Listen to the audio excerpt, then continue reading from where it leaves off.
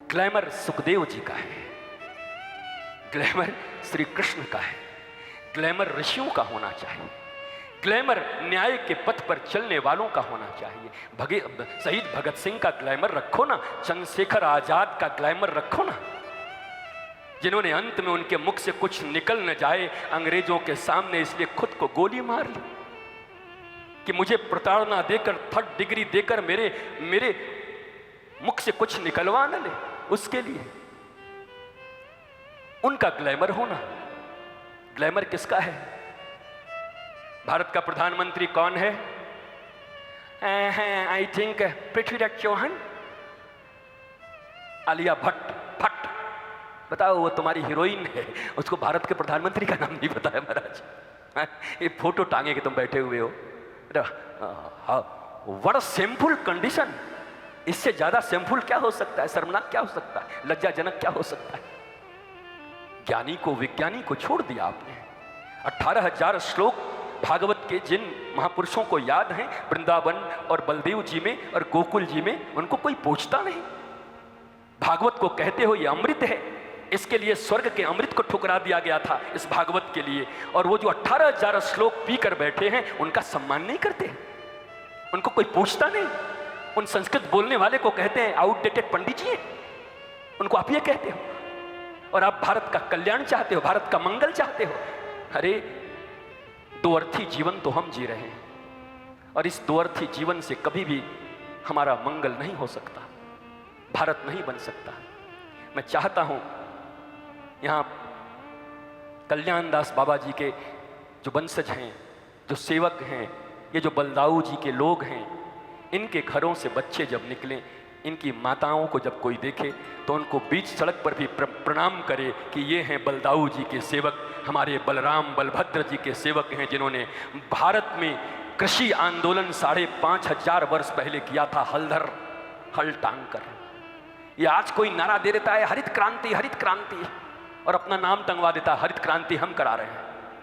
ये भगवान के भी विरोधी लगते हैं। हलधर हैं बलराम, मूसल बलराम ने रखा है। बलराम ने कृषि की पद्धति को विकसित किया, पहली बार नहर के भावना को विकसित बलराम जी ने किया। इनको ज्ञान है अनपढ़ों को, ये अनपढ़ लोग जानते हैं इस विषय में, इन्होंने पढ़ा है कुछ, इनको ग्लैमर दे के रखा है आपने। क्यों नहीं किसी ऐसे महापुरुष को ग्लैमर देते हो जो वास्तव में भारतीय सनातन संस्कृति को जानते हो और भारतीय सनातन संस्कृति के प्रति प्रेम रखते हो? उनको क्यों नहीं देते? उनको क्यों नहीं ऊपर उठाते? एक मर्यादा उल्लंघन के कारण परीक्षित जैसे रामराज्य लाने वाले राजा की ऐसी हालत हो सकती है कि 7 दिन में मरना तय हो सकता है, जबकि अंतिम रामराज्य उन्हीं की थी, परीक्षित जी की। निःशुल्क एवं उत्तम शिक्षा। एक बार सब बोलो, राम राज्य की पहचान शास्त्रों में यही बताई गई है।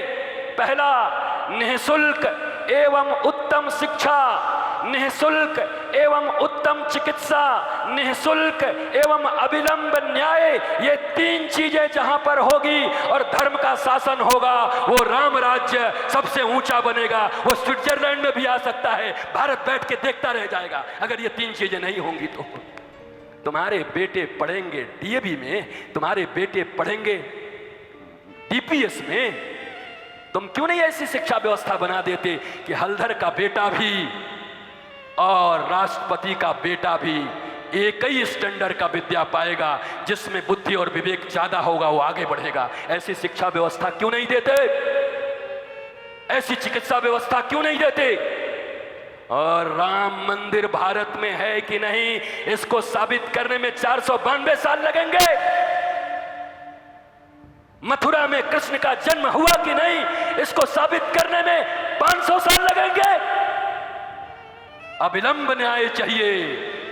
कृष्ण, अरे ये सारी दुनिया जानती है कि राम अयोध्या, कृष्ण मथुरा और भोलेनाथ काशी, वहां कैसा विवाद है? वहां क्यों नहीं मिलता न्याय? अविलंब न्याय। राम राज चाहिए साहब, राम राज चाहिए, राम राज चाहिए। मांगो।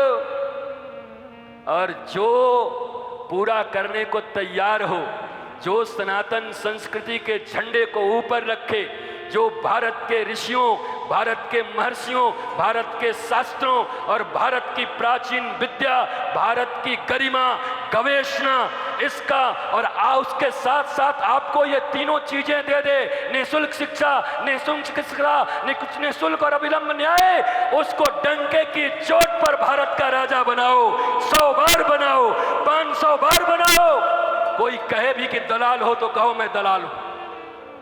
अच्छे लोगों के साथ सदा रखना चाहिए ये बात, अच्छे लोगों के साथ सदैव खड़ा होना चाहिए इस जीवन में।